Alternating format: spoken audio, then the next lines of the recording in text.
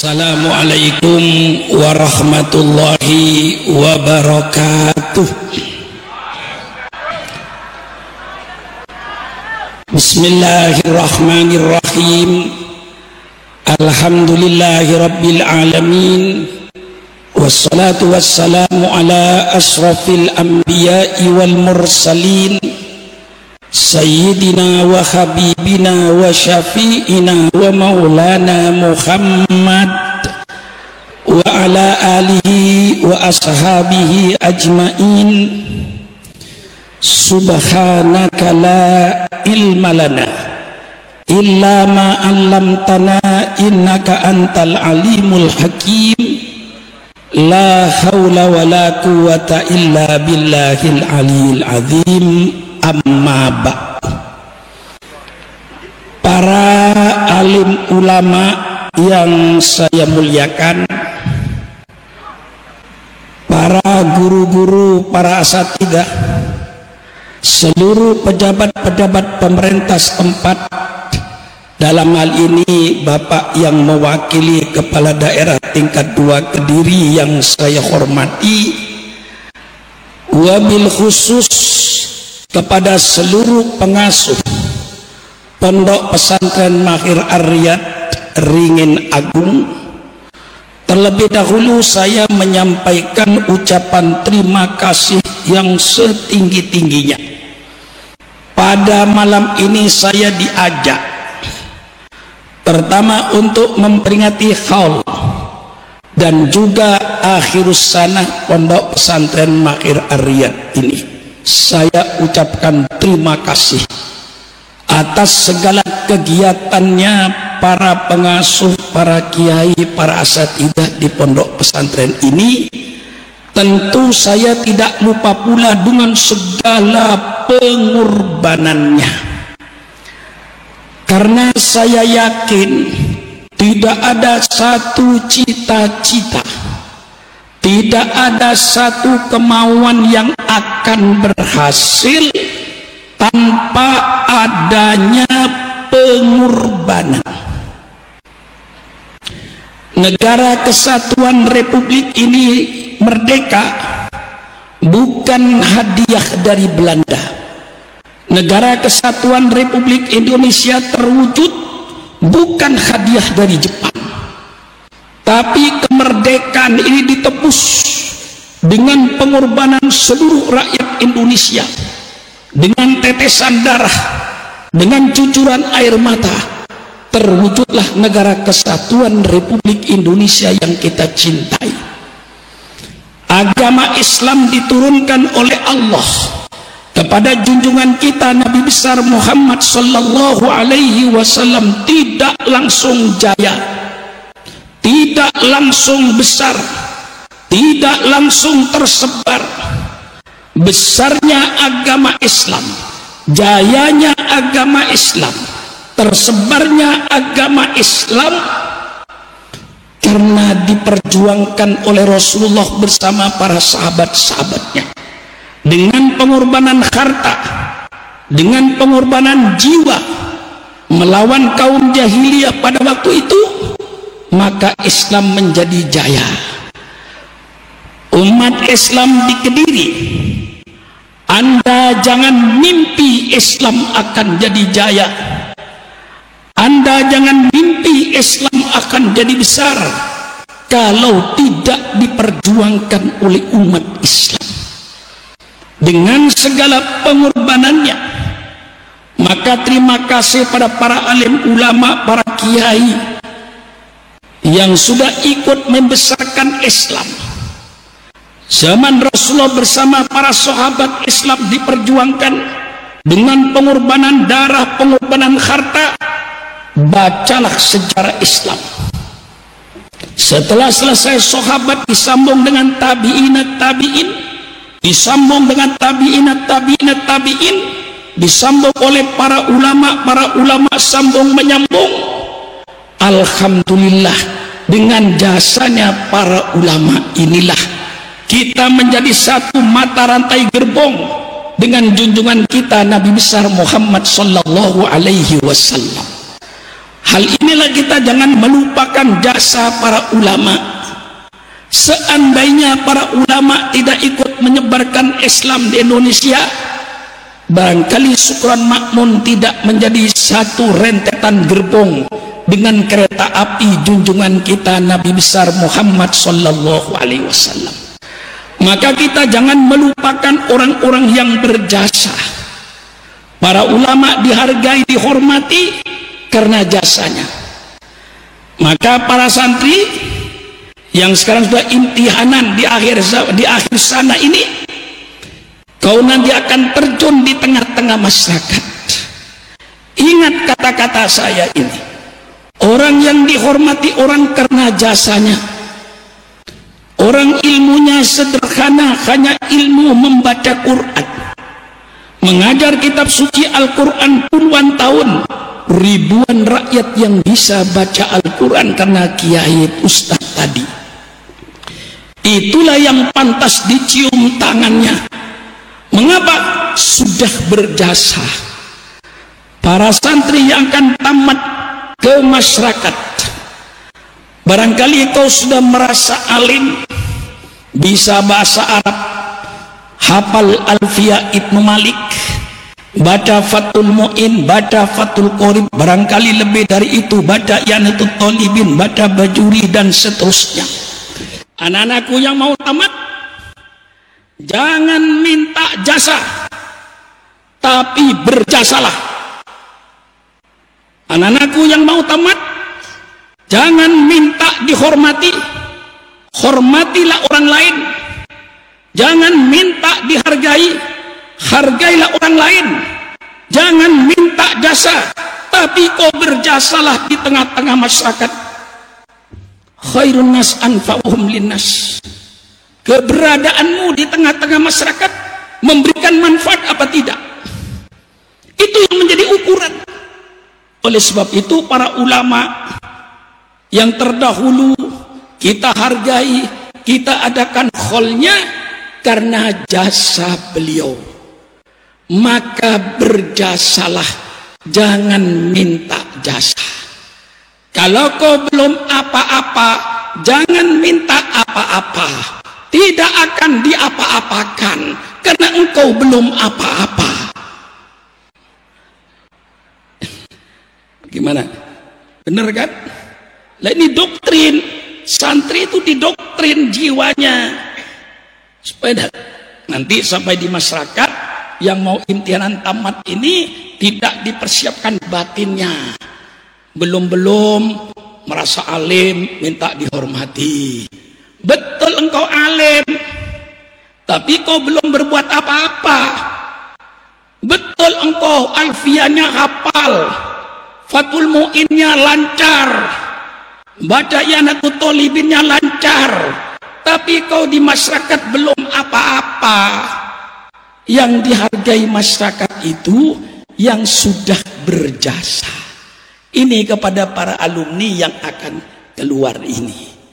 Hadirin sekalian yang berbahagia, yang perlu saya sampaikan pada kesempatan ini, tantangan apa yang dihadapi oleh umat Islam sekarang ini.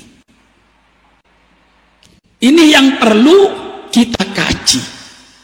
Apa yang kita hadapi sekarang ini,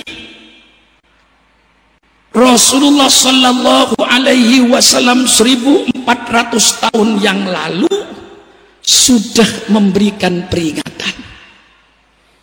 Persilakan Kiai, buka lagi, kaji lagi kitab Riyadhus Shalihin. Di situ Kiai akan menjumpakan sebuah hadis. Inna mimma akhafu alaikum ba'di ma yuftahu alaikum min zahratid dunya wa zinatiha. Sesungguhnya di antara yang saya takuti terhadap umatku nanti setelah saya meninggal dunia, inna mimma akhafu alaikum ba'di, sesungguhnya di antara sesuatu yang saya takuti terhadap umatku nanti setelah saya meninggal dunia, Apa itu? Ma yuftahu alaikum. Ma di situ bukan manafi, Kiai. Ma mausul. Ma yuftahu alaikum, sesuatu yang akan dibukakan oleh Allah atas kalian. Apa yang akan dibukakan oleh Allah? Min zahratid dunya wa zinatiha. Daripada keindahan dan perhiasan dunia ini. Nanti akan dibukakan oleh Allah ilmu pengetahuan dan teknologi. Sehingga dengan ilmu pengetahuan dan teknologi ini akan terwujudlah min zahratid dunya wa zinatiha. Dunia akan menjadi indah. Dunia akan menjadi cantik. Kota Kediri sekarang, Pak Wakil Bupati, bukan Kediri 50 tahun yang lalu. Surabaya sekarang bukan Surabaya 50 tahun yang lalu. Pare sekarang bukan Pare 50 tahun yang lalu. Sudah dirombak oleh ilmu pengetahuan dan teknologi. Dengan jalan aspalnya yang indah, dengan lampu neonnya yang indah, dengan gedung-gedung yang bertingkat, sudah terjadi perubahan. Yang bisa merubah alam ini adalah ilmu pengetahuan dan teknologi. Inilah Rasulullah bersabda, ma yuftahu alaikum min zahratid dunya wa zinatiha. Ini letterlek harfian, kata orang pesantren Kiai. Tidak perlu takwil, tidak perlu tafsir. Jelas Rasulullah sabdanya itu, ma yuftahu, sesuatu yang akan dibukakan alaikum atas kalian, min lil bayan, min zahratid dunya wa zinatiha, daripada keindahan dan perhiasan dunia. Ini 1400 tahun Rasulullah bersabda. Yang merasakan termasuk Sukron Makmun, dengan Kiai Dali, dengan Kiai Anwar, dengan kita-kita semua yang merasakan. Sabdanya 1400 tahun yang lalu. Mengapa? Apakah Rasulullah takut sama lampu neonnya? Apakah Rasulullah takut sama mobil Mercedesnya? Apakah Rasulullah takut sama televisinya? Apa Rasulullah takut sama Innovanya? Jawabannya tidak. Yang ditakuti Rasul takut umatku. Inna mimma alaikum. Yang ditakuti Rasul takut umatku. Tidak tahan melihat kemewahan-kemewahan dunia ini. Akhirnya agamanya digadaikan. Akhirnya agamanya dijual. Dengan kata-kata sekarang, Kiai Munif, disebut terjadi pergeseran nilai. Serem. Ya. Terjadi pergeseran nilai. Nilai-nilai agama mulai tergeser. Lama-lama agamanya tergusur. Maka orang Pare usikum wa iyaya binafsi bitaqwallah. Bukan hanya sawah Anda yang digusur untuk perumahan. Bukan hanya kebun Anda yang digusur untuk pabrik-pabrik. Bukan halaman saudara yang digusur untuk pelebaran jalan. Yang lebih berbahaya, agamamu nanti akan tergusur. Ini yang harus diperhatikan. Ini yang ditakuti Rasulullah, terjadinya pergeseran nilai. Maka dengan kemajuan ilmu pengetahuan dan teknologi ini sudah membawa perubahan-perubahan sosial, membawa perubahan-perubahan budaya. Saya bisa merasakan Kiai Jali, Masya Allah. Dulu ketika saya pulang ke Madura, selama saya masih ada di pesantren, Masya Allah, kalau sudah adzan maghrib, tong, duar, satu kampung sholat berjamaah. Ada pengajian duduk, tidak ada pengajian pulang. Di kampung-kampung, rumah-rumah isinya baca Quran, rotibul haddad, baca solawat, anak kecil-kecil bawa obor, pergi ke musola-musola, ke langgar-langgar masjid-masjid, mengaji Al-Quran sampai Isya.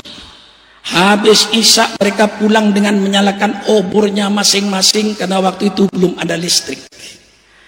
Saya merasa nikmat. Ketika itu Islam hidup, Rotibul Haddad hidup, solawat hidup, Quran hidup. Budaya kita budaya Islami.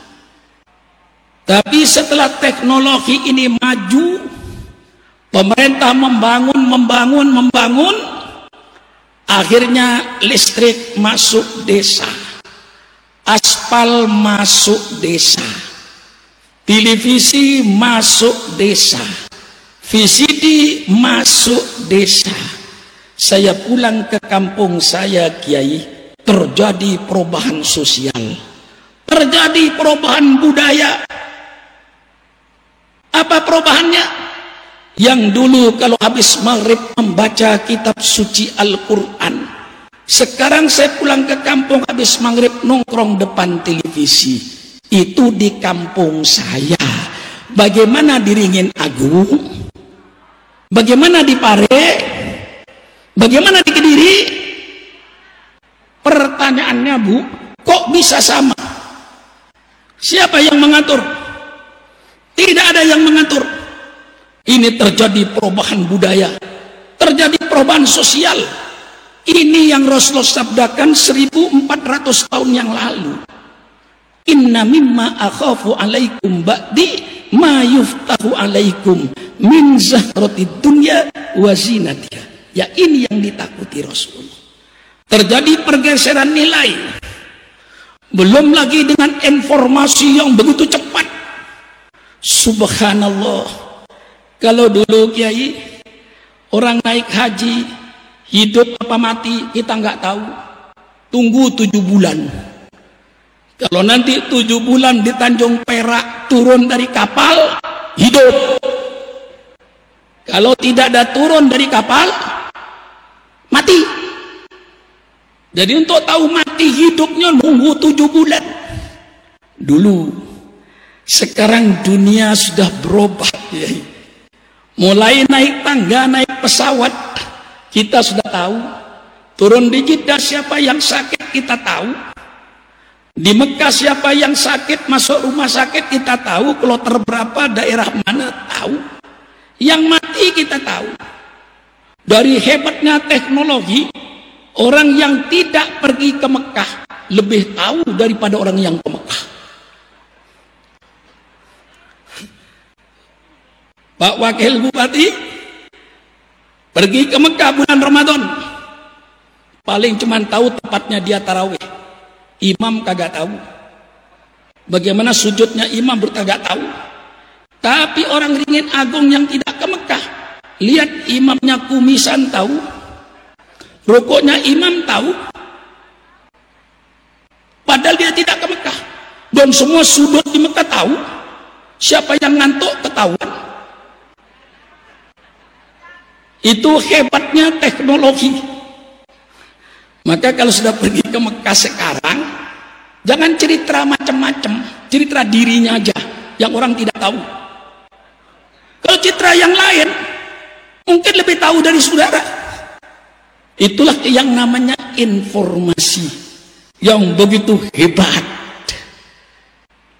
Kalau bapak-bapak mempunyai antena parabola yang canggih, barangkali antenanya harganya 3 jutaan itu Kiai. Itu Kiai bisa memasukkan 300 lebih stasiun televisi sedunia. Stasiun dari Amerika masuk, dari Cina masuk, dari Timur Tengah masuk. Subhanallah. 300 lebih stasiun televisi masuk ke kamar kita di Ringin Agung. Insya Allah 75% film porno dilihat oleh anak kita mulai umur 3 tahun, 4 tahun, 5 tahun sampai SMP, SMA. Lalu saya berpikir kalau dulu Sukron Makmun ketika kecil maghrib baca surat Al-Waqi'ah 41 kali oleh ayah saya. Kata ayah saya, baca nak surat Al-Waqi'ah 41 bersama dengan kakakmu berdua.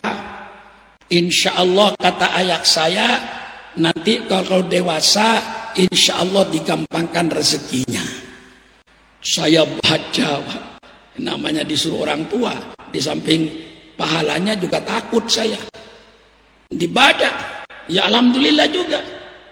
Selama saya jadi kiai sampai sekarang, alhamdulillah, belum pernah saya mati kelaparan. Ya kalau mati kelaparan sudah nggak kesini, Pak. Alhamdulillah. Disuruh baca Rotibul Haddad. Kalau malam Jumat disuruh baca burdah.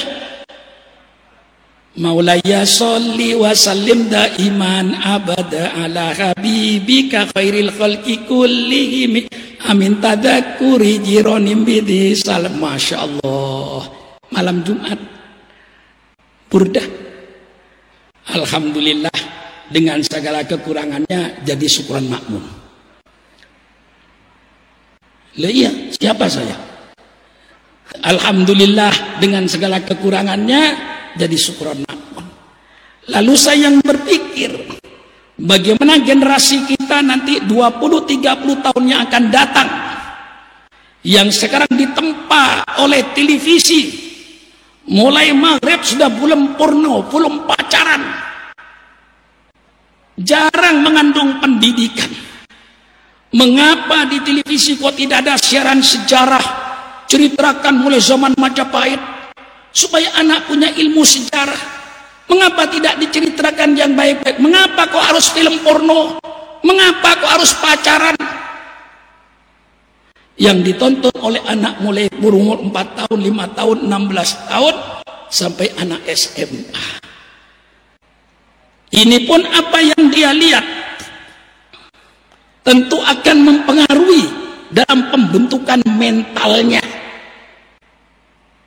Kira-kira 50 tahun yang akan datang akan timbul generasi kayak apa? Kalau syukuran makmum itu termasuk generasi Rotibul Haddad, termasuk generasi burdah, alhamdulillah. Termasuk ke generasi Yasin, termasuk generasi surat Waqi'ah, alhamdulillah. Nah sekarang generasi sekarang yang tiap hari hanya dihadapkan kepada televisi yang porno, kira-kira 30 tahun yang akan datang akan menjadi generasi apa ini? Ini yang bapak-bapak harus pikirkan sekarang ini. Yang dipikirkan generasi yang akan datang dengan kemajuan teknologi ini. Pernahkah bapak dan ibu, bu,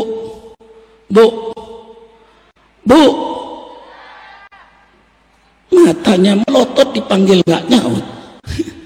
Maaf bu ya, di tempat saya bu, kalau matanya melotot dipanggil tidak nyaut, itu namanya ikan asin bu. Pernahkah ibu ketika sujud waktu subuh, subhana rabbiyal a'la wa bihamdih, subhana rabbiyal a'la, ibu terpikir, apakah anak saya nanti sujud seperti saya? Apakah cucu saya nanti sujud seperti saya? Atau sudah berubah anutannya? Na'udzubillah. Ketika bapak bulan Maulid membaca, ya Nabi salam alaika, ya Rasul salam alaika, ya Habib salam alaika, salawatullah alaika. Apakah ketika bapak baca marhaban, bapak pernah terpikir, apakah anak saya nanti masih marhabanan seperti saya? Apakah cucu saya masih marhabanan seperti saya? Na'udzubillah. Kalau sampai-sampai berubah agama, na'udzu, ini yang harus dipikirkan oleh bapak-bapak sekarang ini. Ketika Nabi Yakub mau sakaratil maut, bu, tidur. Ketika Nabi Yakub mau sakaratil maut, Nabi Yakub bukan terpikir apakah anak saya nanti bisa jadi PNS, apakah anak saya nanti punya rumah, apakah anak saya nanti punya pekerjaan. Bukan itu yang dipikirkan Nabi Yakub ketika itu, Bu. Am kuntum syuhada idh hadara Yaqubal maut idh qala li banihi ma ta'budun min ba'di qalu na'budu ilahaka wa ilaha abaika Ibrahim wa Ismail wa Ishaq ilaha wahidah wa nahnu lahu muslimun. Ketika Nabi Yakub mau sakaratil maut, Nabi Yakub kumpulkan putra-putranya. Yang dikhawatirkan Nabi Yakub bukan anaknya takut tidak makan, bukan anaknya takut tidak punya rumah. Yang dipikirkan Nabi Yakub, ya ma ta'buduna ba'di. Wahai anak-anakku, apakah yang akan kalian sembah nanti setelah saya meninggal dunia? Itu yang dikhawatirkan Nabi Yakub. Tapi alhamdulillah mereka menjawab, wahai ayahku, saya akan menyembah Tuhanmu, Tuhannya bapak-bapak kami, Nabi Ibrahim, Nabi Ismail, Nabi Ishaq, ilaha wahidah, Allah yang Maha Esa, wa nahnu lahu muslimun. Baru Nabi Yakub merasa lega sakaratil maut. Oleh sebab itu saya tanya sama bapak-bapak sekarang, menghadapi teknologi yang begitu cepat, apakah bapak berpikir apakah anak saya nanti baca sholawat? Apakah anak saya masih tahlilan? Apakah anak saya masih marhabanan? Apa anak saya masih baca kunut tiap subuh? Itulah yang harus dipikirkan sekarang ini, saudara-saudara. Akibat daripada teknologi dan informasi begitu cepat, terjadilah perubahan budaya di kalangan generasi muda. Pergaulan bebas hampir-hampir tidak bisa lagi kita cegah. Ini akibat semua teknologi. Belum lagi percampuran antar bangsa. Kalau bapak dan ibu diam di Juanda, atau bapak dan ibu diam di Bali, di lapangan terbang Ngurah Rai Bali, atau bapak berada di lapangan terbang Soekarno-Hatta, subhanallah, 10 menit pesawat turun, Lufthansa Airline buka pintu keluar orang Jerman. 10 menit lagi turun France Air Service, buka pintu keluar orang Perancis. Sebentar lagi turun Qantas Airline, buka pintu keluar orang Australia. Sebentar lagi turun pesawat Lufthansa Airline, buka pintu keluar orang Jerman. 24 jam semua bangsa sedunia tumplek blek. Itu bahasa Jawa, itu tumplek blek itu. Orang Jawa itu, saya bukan orang Jawa ya, tapi orang Jawa itu kalau sungguh-sungguh Pak Kiai, yang terakhir mesti 2 kali. Kalau orang Jawa bilang macet, nggak apa-apa, masih jalan itu.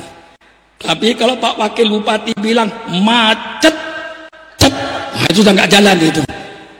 Tumplek, blek, habis sudah, nggak ada sisanya itu. Bangsa asing semuanya tumplek, blek, dan mereka membawa budayanya masing-masing yang tidak bisa kita bendung. Satu ketika Kiai, saya duduk di lapangan terbang Ngurah Rai Bali, nunggu pesawat ke Jakarta. Ya hampir maghrib. Di depan saya hari libur, banyak anak-anak turis dari Eropa, masih muda-muda. Yang perempuan pakai celana pendek, cuman pakai kaos kutang. Laki-laki dengan perempuan gurau di depan saya, sambil cium-ciuman antara mereka itu. Dia nggak tahu bahwa yang di belakang itu duduk seorang kiai. Ya memang dia nggak kenal kiai. Saya ngelus dada, subhanallah, untung yang di belakangmu kiai yang melihat. Persis kayak binatang. Kalau ibu pagi-pagi ayam dibuka kandangnya, bagaimana ayam jago dengan ayam betina? Itulah si kafir-kafir berbuat di Indonesia. Lah kalau ini dilihat oleh anak SMP, SMA, barangkali besok dipraktekkan dengan kawannya. Apalagi kalau tidak dididik dengan agama, hancur bangsa ini. Ini sekarang yang kita hadapi. Budaya-budaya asing masuk, film-film masuk. Apa yang akan terjadi generasi 50 tahun yang akan datang? Ini yang harus Bapak pikirkan sekarang.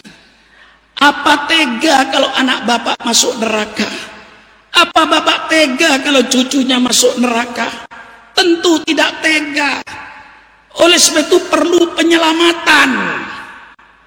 Kata Pak Wakil Bupati, satu-satunya pendidikan pondok pesantren yang tidak terkontaminasi dengan budaya-budaya asing. Lainnya hancur cur. Apa? Ya, saya niru bahasa Jawa aja. Walaupun saya bukan orang Jawa, tapi mantap kata-kata ini. Hancur cur, tumplek blek, macet cuk. Mantap itu. Nah ini sekarang harus kita pikirkan, kemana anak kita diarahkan. Inilah terjadinya. Rasulullah sangat mengkhawatirkan. Saya ulang lagi, inna mimma akhafu. Sesungguhnya di antara yang saya takuti atas umatku nanti, kalau teknologi sudah dibuka, dunia menjadi indah, dunia menjadi cantik. Karena waktu itu tidak hanya perubahan budaya, bukan hanya perubahan sosial yang akan terjadi di Indonesia, terjadi pula perubahan berpikir. Ini yang lebih berbahaya lagi. Dulu kita ini hidup, tolok ukurnya mesti agama. Cari duit, ukurannya agama. Halal apa haram? Halal baik, haram tidak. Itu dulu ukuran. Sekarang cari duit sudah bukan ukuran agama. Cari duit, ukurannya duit. Asal dapat duit. Halal haram tidak peduli. Korupsi, merampok duit rakyat. Korupsi itu terjemahkan merampok aja Pak. Karena kalau korupsi banyak yang tidak paham orang desa-desa itu. Apa korupsi itu? Nah, kalau ngerampok insya Allah paham semua kan ya. Apakah ngerampok duit rakyat? Apakah ngerampok duit negara? Apakah sogok menyogok? Apakah suap menyuap? Apakah riba? Apakah nipu orang? Apa ngurangan timbangan? Tidak peduli. Yang pentingnya perutnya kenyang, halal haram masuk semua. Ini terjadi pergeseran nilai. Cari duit, ukurannya duit. Sampai cari pemimpin pun ukurannya duit. Kok pura-pura nggak tahu saudara, sering terima kok. Nah, iya. Kalau saya jalan ke kampung-kampung, ke desa, ke Cilacap, Jawa Barat, ini Pak mau ada pemilihan umum, milih yang mana? Jawabannya enteng sekali. Pokoknya Pak, yang ngasih duit saya pilih. Kira-kira di Pare begitu juga nggak kira-kira ya? Hah? Hah? Sama. Ini sekarang yang terjadi, ini yang terjadi pergeseran. Dari berpikir idealis menjadi berpikir materialis. Ini sekarang yang kita hadapi Pak. Ini yang saya sangat sedih. Mengapa bangsa kok jadi begini? Saya kira setelah reformasi ini Pak Wakil Bupati, tidak ada maling lagi di negara ini. Malah tambah nemen. Malah nyolongnya berjamaah. Saya doakan mudah-mudahan Bupati Kediri tidak termasuk yang saya katakan. Menurut Menteri Dalam Negeri, 178 bupati di Indonesia maling.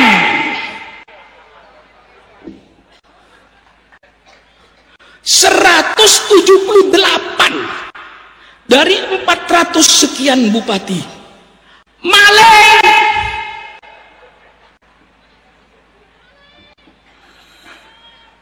Iya, maling. Dipanggil KPK. Belum gubernurnya, belum menterinya, malah anggota DPR-nya berbondong-bondong. Pernah sekaligus 29 anggota DPR itu bareng masuknya itu.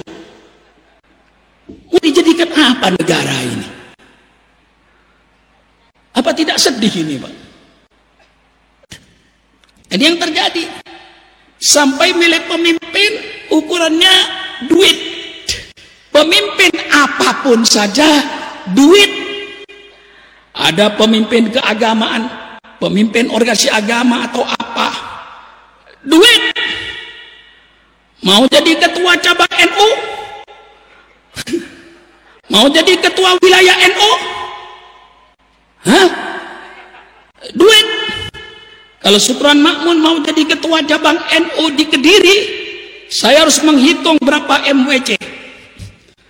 Kalau ada 24 MWC, 15 MWC saya kasih duit. Baru Supran Makmun jadi ketua cabang. Tidak, gagal. Nggak usah ditutup-tutupi. Mari kita buka semuanya. Kalau ingin bangsa ini selamat, mau jadi anggota DPR, duit. Mau jadi bupati, duit. Mau jadi gubernur, duit. Mau jadi presiden, duit. Mau jadi anggota DPR, duit. Hai bangsa Indonesia, kau jangan mimpi seorang tokoh yang bagus bisa jadi pemimpin. Jangan mimpi. Di Indonesia sekarang ini yang bisa jadi pemimpin hanya manusia yang berduit. Tanpa duit tidak bakalan jadi pemimpin di Indonesia ini. Mari kita jujur, jangan ditutup-tutupi ini. Terlalu lama ditutup-tutupi jadi bangkai nanti. Mari kita buka sekarang ini. Saya sedih melihat bangsa ini. Hai orang Pare, kalau kau memilih pemimpin dasarnya semata-mata karena duit, negara bisa hancur. Pilih pemimpin sidik, amanah, tabligh, fatodah. Biar pemimpin tidak ngasih duit, asal pemimpin itu jujur, lebih bagus daripada pemimpin yang bagi duit tapi tidak jujur. Betul? Cari pemimpin yang amanah, yang tidak berkhianat kepada rakyatnya, walaupun tidak ngasih duit, lebih bagus daripada pemimpin yang bagi duit tapi berkhianat kepada rakyatnya. Cari pemimpin yang tabligh, yang menyampaikan kebenaran. Jangan pemimpin-pemimpin yang hanya pandai menyampaikan kebohongan-kebohongan di hadapan rakyat. Hancur bangsa ini. Cari pemimpin yang fatonah. Ini kan bahan baku, Kiai. Maka saya bilang kalau ada kiai musyawarah apa? Musyawarah kriteria tentang pemimpin. Oh, kiai goblok. Tidak perlu lagi musyawarah. Kriteria kiai ini, kriteria pemimpin sudah jelas dalam Islam. Sidik, amanah, tabligh, fatodah. Cari pemimpin yang cerdas. Mengapa harus cari pemimpin yang cerdas? Karena pemimpin akan menyelesaikan kesulitan rakyatnya. Kalau pemimpinnya bodoh, rakyatnya sulit akan tetap sulit. Pemimpinnya goblok. Cari pemimpin yang sidik, cari pemimpin yang amanah, cari pemimpin yang tabligh, cari pemimpin yang fatonah. Biar tidak ngasih duit. Bagaimana kira-kira? Maaf orang Pare, kalau ini tidak ada perubahan Pak Wakil Bupati. Yang saya khawatir, kalau pemerintah, kalau rakyat sandarannya milih pemimpin semata-mata karena duitnya, saya khawatir nanti suatu saat negara ini akan dipimpin oleh bajingan-bajingan dan preman-preman. Bupatinya bupati bajingan, gubernurnya gubernur bajingan, DPR-nya bajingan, menterinya bajingan, presidennya bajingan. Bukan marah, ngasih tahu. Biar saudara cerdas. Betul apa tidak? Pilih pemimpin sidik, amanah, tabligh, fatonah. Kembalikan nilai-nilai agama yang sekarang sudah kadung menjadi materialistis. Yang dulu kita idealis, sekarang jadi materialis. Yang dulu kita tolak ukur semua agama, yang menjadi tolak ukur, sekarang tolak ukurnya semuanya duit. Bu,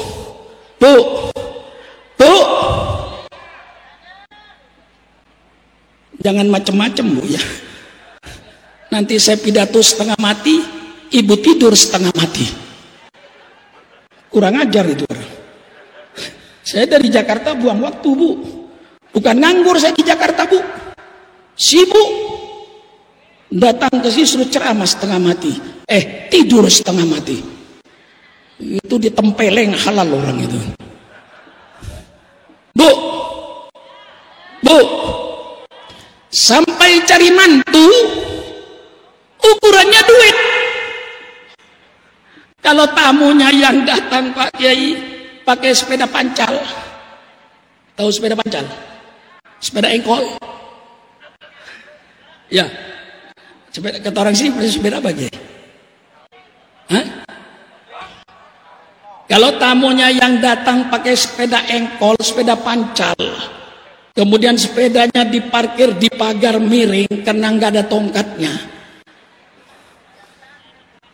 Ibunya datang sama bapaknya, Pak, barangkali tamu itu nanyain anak perawan kita, Pak.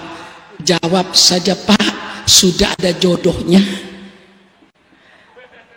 Tapi kalau yang datang pakai Innova baru, pakai BMW, pakai Mercedes, ibunya cepat datang. Pak, barangkali tamu itu nanyain anak perawan kita, Pak. Terima, Pak, kaya, Pak. Nanti kita pergi ke Kediri nggak naik angkot Pak, naik mobil mantu. Nanti rumah kita dibangun Pak, kaya. Begitu Bu? Begitu Bu? Bu, panci ada kupingnya nggak Bu? Hah? Panci ada kupingnya nggak? Berapa? Penggorengan ada kupingnya nggak Bu? Berapa? Ibu ada kupingnya enggak Bu? Berapa? Persis sama. Hah? Mau marah? Kan ibu yang jawab tadi. Kan saya ngikutin jawaban kan. Ibu bilang panci ada kupingnya ada Pak, berapa? 2. Penggorengan ada kupingnya ada berapa? 2. Ibu ada kupingnya ada berapa? 2. Sama kan? Beda Pak Kiai. Nah, kalau kuping panci Pak Kiai untuk pegangan, betul Bu? Kalau kuping penggorengan untuk pegangan. Kalau kuping saya Pak Kiai untuk mendengarkan nasihat, betul? Betul? Kalau kupingnya tidak dipakai untuk mendengarkan nasihat, berarti sama dengan kuping. Alhamdulillah sadar. Sekarang saya tanya Bu, ini di depan saya kuping orang apa kuping panci? Hah? Kalau kuping panci, saya berhenti pidato. Untuk apa pidato depan kuping panci? Kalau kuping orang, saya teruskan Bu. Bu, kuping panci apa kuping orang? Alhamdulillah sadar. Nah, karena yang datang pakai sepeda pancal ditolak Bu. Kalau pakai Mercedes, pakai Innova baru, wah, diterima jadi mantu. Tidak tahu kalau mobilnya pinjaman. Saya peringatkan, Bapak di belakang, Ibu, dengarkan. Kalau Bapak dan Ibu mengawinkan anak perawannya dengan laki-laki yang tidak sujud kepada Allah, yang semata-mata karena kekayaannya, berarti Bapak dan Ibu tega sampai hati, rela anak perawannya dibakar di api neraka karena kedua orang tua yang mata duitan, orang tua pengkhianat. Saya ulang sekali lagi karena saya belum puas. Ya kalau belum puas, boleh nggak diulang, Kiai? Hah? Ya saya belum puas, Bu. Takut ada kuping-kuping yang kelewatan, Bu. Hah? Kalau bapak dan ibu mengawinkan anak perawannya dengan laki-laki yang tidak sujud kepada Allah, yang semata-mata karena kekayaannya, berarti ibu tega, rela, sudi anak perawannya dibakar di api neraka karena kedua orang tua yang mata duitan, orang tua pengkhianat. Yang tepuk tangan itu mesti kelompok sepeda pancal gitu. Nggak usah tersinggung. Lah iya. Lah ini saya jelaskan. Lah ini sekarang serba dihukum dengan materi semua, Pak. Mencari duit ukurannya duit, mencari pemimpin ukurannya duit, mencari mantu ukurannya duit. Apa tidak hancur bangsa ini, Pak? Rusak mental ini. Maka kata Pak Wakil Bupati tadi, bagaimana untuk mengembalikan mental ini? Satu-satunya pendidikan pondok pesantren. Inilah tempat untuk mengembalikan mental sehingga menjadi orang yang ideal, bukan menjadi orang yang material. Ini yang harus kita garap. Inilah akibat daripada teknologi ini, saudara-saudara, yang kita rasakan. Semua kebudayaan masuk ke Indonesia. Nah, kalau anak bapak, anak ibu dididik di pondok pesantren Mahir Ar-Riyad ini, di Ringin Agung, dengan akidah ahli sunnah wal jamaah, dengan iman yang kuat, insya Allah nanti pemuda-pemuda Kediri akan berkata, persilakan budaya Amerika masuk ke Kediri, persilakan budaya Jepang, budaya Eropa, budaya Belanda, budaya Jerman, budaya Australia, masuklah ke televisi, masuklah ke Kediri, lewat televisinya, lewat filmnya, lewat majalahnya. Tapi kami pemuda Islam di Kediri tidak akan terpengaruh dengan budaya-budayamu yang kafir. Kita akan tetap berpegangan Islam ahli sunnah wal jamaah. Agamamu, agamamu. Agama saya, agama saya. Lakum dinukum waliyadin. Semua agama benar menurut pemeluknya masing-masing. Kalau dikatakan semua agama benar sama, itu namanya pemurtatan dan kemunafikan yang akan timbul. Masa Syukron Makmun dipaksa untuk membenarkan agama gereja, yang orang gereja belum tentu membenarkan agamanya Syukron Makmun? Betul? Itu namanya pemerkosaan akidah. Saya tidak mau. Semua agama benar menurut pemeluknya masing-masing. Lakum dinukum waliyadin. Oleh sebab itu oleh Islam diatur, kalau saya yang jadi presiden, cuman gak bakalan, pertama gak punya duit, saya panggil tokoh agama ini, tanda tangani. Yang tidak mau tanda tangan berarti tidak toleransi. Satu, semua agama benar menurut pemeluknya masing-masing. Kata Syukron Makmun, inna dina indallahil Islam. Terserah Anda. Betul? Dua, la ikraha fiddin. Tidak ada paksa dalam agama. Orang Islam tidak usah mengislamkan orang Kristen. Orang Islam yang ada sudah kebanyakan, tidak keurus. Betul nggak ya? Betulnya berarti. Karena saya tanya, di Pare Anda nggak orang Islam yang nyolong sepeda motor? Hah? Ada nggak? Ada. Itu urusi. Mari kita mengislamkan orang Islam. Orang Islam tidak tidak usah mengislamkan orang Kristen. Saya mohon kepada umat gereja, hai umat gereja, tolong jangan mengkristenkan umat Islam. Mari kita hidup berdampingan, saling harga menghargai, saling jaga perasaan. Tanda tangani untuk tidak menegakkan agama kepada orang yang sudah beragama. Setuju nggak kira-kira ya? Yang tidak setuju tidak toleransi.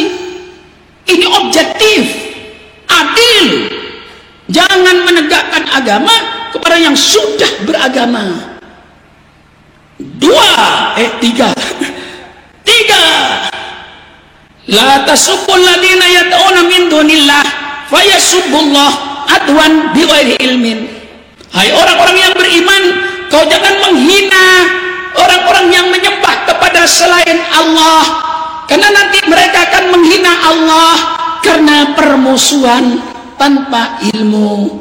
Mari kita hidup saling hormat menghormati, saling jaga perasaan.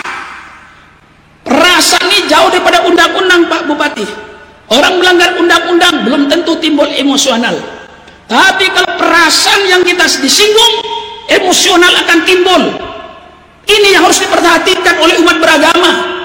Kalau orang Islam cuma 4 orang, 5 orang di tengah-tengah ribuan umat gereja, tolong umat Islam jangan bikin masjid besar-besaran. Bikin aja musola 3 kali 4 meter. Jaga perasaan umat Kristen itu. Jaga perasaan umat Kristen. Umat Kristen bungkes nyatakan dengan lantang, hai umat gereja, kalau kau berada di tengah-tengah umat Islam ribuan, engkau cuma 4-5 orang, jangan mendirikan gereja besar-besaran. Jangan kau cuma memakai hak asasi manusia, perasaan umat Islam kau jaga. Jangan membuat gereja besar-besaran di tengah-tengah masyarakat muslim. Kau yang tidak punya perasaan. Bagaimana kira-kira Pak? Untung ada pejabat pemerintah jadi saksi. Kalau saya pidato saya benar, nanti ditafsirkan yang macam-macam. Betul nggak kira-kira ini? Lah kan umat Islam ribuan, orang Kristen 4-5 orang, bikin gereja besar-besaran. Kalau umat Islam marah, kita dicap tidak toleransi. Padahal dia yang tidak punya perasaan. Bukan marah, masih tahu. Betul apa tidak? Keempat, berarti hampir selesai nih Pak. Tadi betul ketiga ya. Keempat, la yanhakumullah anil ladina lam yuqatilukum fid din wa lam yukhrijukum an diyarikum an tabarruhum wa tuqsitu ilaihim innallaha yuhibbul muqsitin. Allah tidak melarang kalian untuk berbuat baik dan berbuat adil terhadap siapa? Terhadap orang non-muslim. Bagaimana Bapak? Kita orang Islam suruh berbuat baik, berbuat adil terhadap siapa? Orang non-muslim yang mereka hidup rukun dengan umat Islam. Seperti di Indonesia ini, umat Islam disuruh berbuat baik, berbuat adil terhadap mereka. Apa ada agama yang lebih toleransi dari ini? Cuman perasaan orang Islam sering disinggung, dan kita sering tersinggung di tengah-tengah masyarakat muslim. Orang gereja cuma 5-6 orang dengan memakai hak asasi manusia, bikin gereja besar-besaran. Itu umat gereja yang tidak tahu diri dan tidak tahu menjaga perasaan umat Islam. Kesel saya ini. Yang kesel mau apa? Terakhir, ayat yang terakhir. Wa in ahadum minal musyrikina istajaraka fa'ajirhu hatta yasma kalam Allah thumma ablighu ma'manah. Kalau ada orang non muslim yang minta perlindungan kepada orang Islam, lindungi. Mari umat beragama kita hidup saling hormat menghormati, jangan menegakkan agama pada yang sudah beragama. Jaga perasaan kita masing-masing. Mari kita saling berbuat baik, saling berbuat adil. Mari kita saling melindungi antar umat beragama, tapi jaga perasaan umat beragama masing-masing. Saya kira cukup sekian, Pak. Saya menunggu gelisahnya saudara sebenarnya. Yang jauh-jauh itu supaya gelisah, berdiri pulang. Saya nunggu gelisahnya ibu-ibu. Tapi ternyata nggak ada yang gelisah, Kiai. Lama-lama saya sendiri yang gelisah. Sebenarnya begini, Kiai. Kalau menurut dokter, Pak Wakil Bupati, saya ini dilarang pidato lebih dari 1 jam. Dan saya dilarang pidato dengan nada tinggi. Pak Kiai pidato jangan lebih 1 jam, duduk di kursi yang slow. Apa slow itu? Hah? Apa? Yang santai, pelan gitu lah. Sayangi jantungnya Pak Kiai. Karena saya ini baru operasi jantung. Jadi jantung saya sebelah kanan dikasih gorong-gorong. Apa gorong-gorong, Bu? Karena ada saluran darah satu yang agak menyempit, jadi oleh dokter dikasih gorong-gorong gitu. Dimasukkan ke sini gorong-gorong gitu. Nah, saya dinasihati, ini obat Pak Kiai minimal 1 tahun diminum, kalau bisa Pak Kiai 2 tahun. Kalau terlalu berat karena harganya mahal ya 1 tahun aja lah, coba. Kalau tidak ada reaksi cukup 1 tahun, tapi sebaiknya 2 tahun katanya obatnya, Pak. Karena mahal, saya tawar menawar. Bagaimana kalau setahun nggak apa-apa Pak Kiai, asal nggak ada perasaan lain-lain cukup. Jadi saya sebenarnya melanggar ini, Pak. Sudah melanggar banyak saya. Selama 1 bulan Rajab tuh melanggar terus tiap malam saya. Tapi ya alhamdulillah tidak adalah reaksi perasaan yang tidak enak, tidak ada. Kelihatannya seger, ya Bu ya. Bu, kelihatannya seger nggak Bu? Tahu nggak rahasianya Bu? Bu, tahu nggak rahasianya? Tetangga saya Bu baik-baik Bu. Kalau ayamnya bertelur Pak, ayam kampung, mesti datang ke rumah saya. Pak Kiai, ini ayam saya bertelur Pak Kiai 6 biji, Pak Kiai 3, di rumah saya sisain 3. Alhamdulillah. Jadi saya ngajar nggak sia-sia di Jakarta, Pak. Karena saya ajarin la yakul to'amakah illa taqiyun. Jangan makan hartamu kecuali orang-orang yang bertakwa kepada Allah. Hah? Jadi dia punya telur dipisahin Bu untuk saya. Alhamdulillah.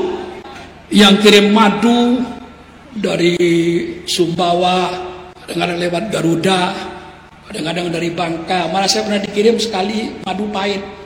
Ditulis, maaf Kiai, jangan kaget, ini madu rasanya pahit, tapi untuk obat. Pahit Pak. Biasanya madu manis. Biasa saya minum walaupun pahit. Dikirim lagi dari Kalimantan. Jadi kalau pagi Kiai, telur, susu, madu, seger. Baca semua ayat yang berkenaan dengan madu. Kalau saya mau minum nggak cepat minum Kiai. Masih panas. Wa ja'alna minal ma'i kulla shay'in hayy. Kami ciptakan segala sesuatu yang hidup dari air. Saya hidup dari air. Baca ayat air. Belum minum. Baca lagi ayat telur. Tukhrijul hayya minal mayyiti wa tukhrijul mayyita minal hayy wa tarzuqu man tasha'u bighairi hisab. Mana lebih dulu, telur apa ayam, ayam apa telur? Sampai kiamat seminar gak selesai. Nah, ayat telur baca, belum diminum Kiai. Masih ada ayat madu. Yakhruju min butuniha syarabun mukhtalifun alwanuhu fihi shifaa'un linnas. Ayat air sudah, ayat telur sudah, ayat madu sudah. Lalu Quran yang berkenaan dengan syifa. Wa anzal Quran fihi shifaa'un linnas. Setelah itu ada lagi Kiai. Al-walladhi huwa yut'imuni wa yaskin wa idza maridtu fa huwa yashfin. Dialah Allah yang kasih makan saya, dialah Allah yang kasih minum saya, dan kalau saya sakit, dialah yang menyembuhkan saya. Terakhir, bismillahilladzi la yadurru ma'asmihi syai'un fil ardi wala fis sama wa huwas samiul alim.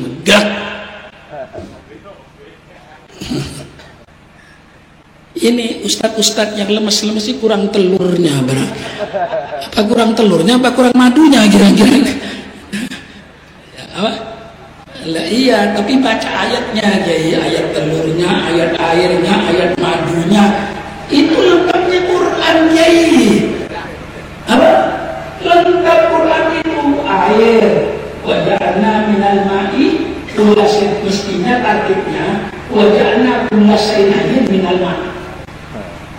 Kita bingung ma ya sebut takhir itu balawannya untuk mentakhirkan waja'alna minal ma'i kullasyai'in hayy. Baca lagi telurnya, tukhrijul hayya minal mayyiti wa tukhrijul mayyita minal hayy.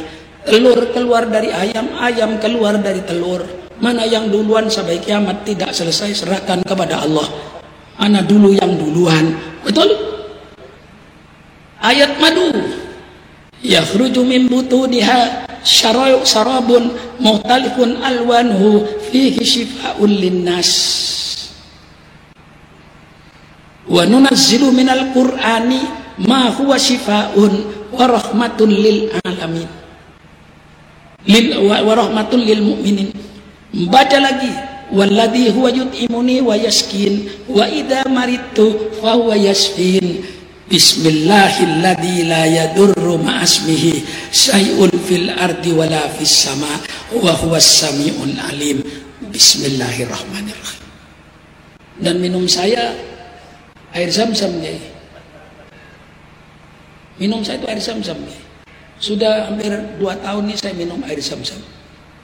Jarang minum air sumur kecuali dari tamu kayak sekarang ini. Kalau di rumah mesti zam-zam saya yang minum. Jam 3 malam sudah zam-zam. Pada doanya air zam-zam. Allahumma inni as'aluka ilman nafi'an wa rizqan wasi'an halalan thayyiban mubarakan wa shifaan tamman min kulli da'in wa saqamin bi rahmatika ya arhamar rahimin. Kadang-kadang saya tambah ittiba'an li sunnati nabiyika Muhammad sallallahu alaihi wasallam haitsu qala ma'u zamzam lima suibalahu. Bismillahirrahmanirrahim. Itu boleh dipraktekkan itu ya. Mudah-mudahan seger. Saya sekian saja, mohon maaf kepada bapak-bapak kalau ada hal-hal yang kurang berkenan. Juga kepada Bapak pemerintah setempat, barangkali ada kata-kata saya yang kurang tepat, saya hanya mohon maaf sebesar-besarnya. In uridu illa islah wa ma taufiqi illa billah. Saya cuma menginginkan kebaikan. Taufik dan hidayah datangnya hanya dari Allah. Saya mohon maaf yang sebesar-besarnya. Terima kasih pada seluruh pengasuh Pondok Pesantren Maghir Ar-Riyad. Sekian saja. Wallahul muwaffiq ila aqwamit thoriq. Wassalamualaikum warahmatullahi wabarakatuh.